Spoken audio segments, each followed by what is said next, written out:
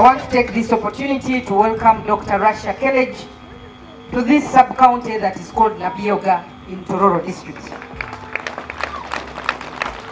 Dr.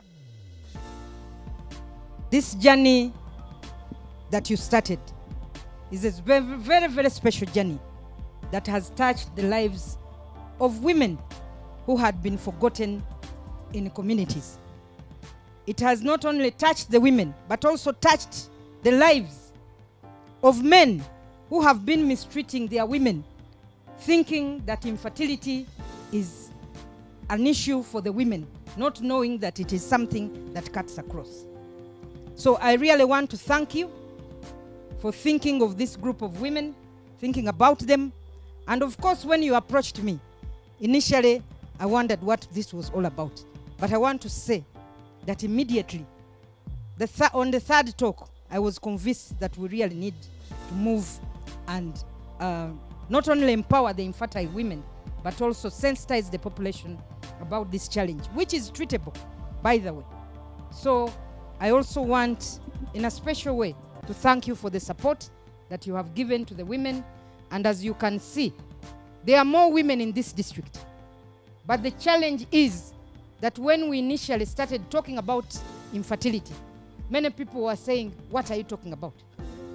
This has been a subject that has never been discussed in public. And many people asked me, what are you talking about? And that's why it took us time. Women kept coming one by one to approach me individually.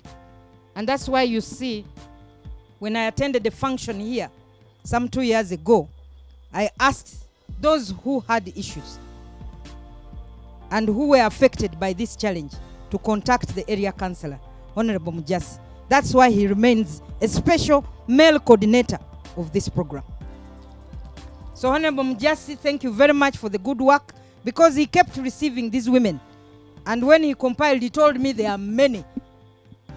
I thought there were few, but later we discovered there are very many. So I want to thank you also for putting to good use the support that the Merck Foundation has passed on to you. You have given them tents, Dr. Rasha.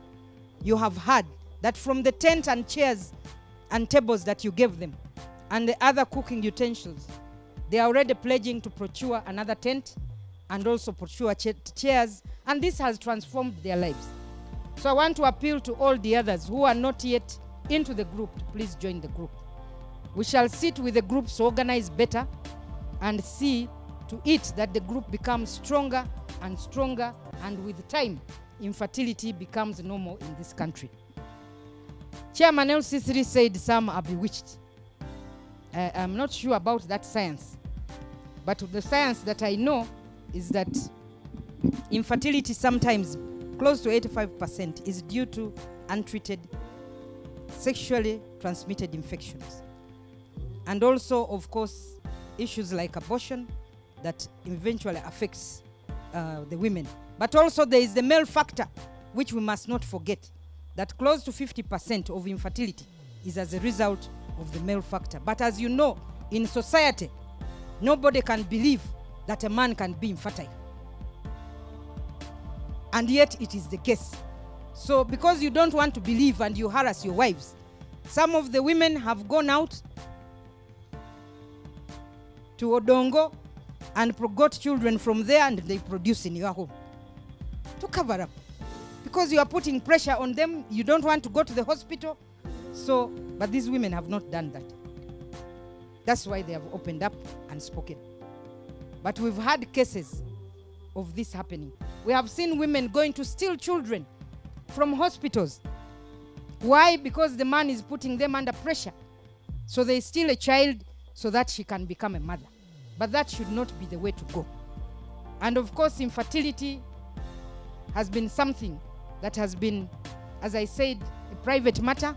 And that's why even government has not been offering services and focusing in this area. But I want to assure you that as we speak now, we are about, by March, we should be able to commission the first ever 300-bed women hospital that will be providing services to women like you. And this will be at Mulago Hospital. So I want to encourage you, those who are still in their reproductive age, Once this facility opens, please, services will be there. We are yet to agree because you know it is very expensive. It is a very expensive service. So we are yet to agree whether the services for the infertility care and treatment will be free or there will be some modest contribution. So ladies and gentlemen, with those few remarks, I really want to thank you, the women.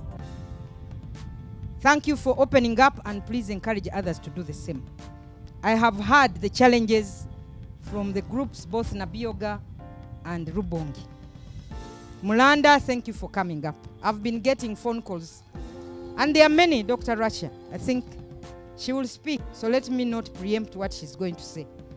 But to the two groups of Mulanda and, Nabioga and Rubongi, I will make a contribution. Now that Rubongi has opened an account, has Nabioga opened an account? Not yet. But you have a savings. Eh? We need savings. So I will make a humble contribution of 1.5 million to each of the two groups, so that you put this into your savings, and I want to see that transform your lives better.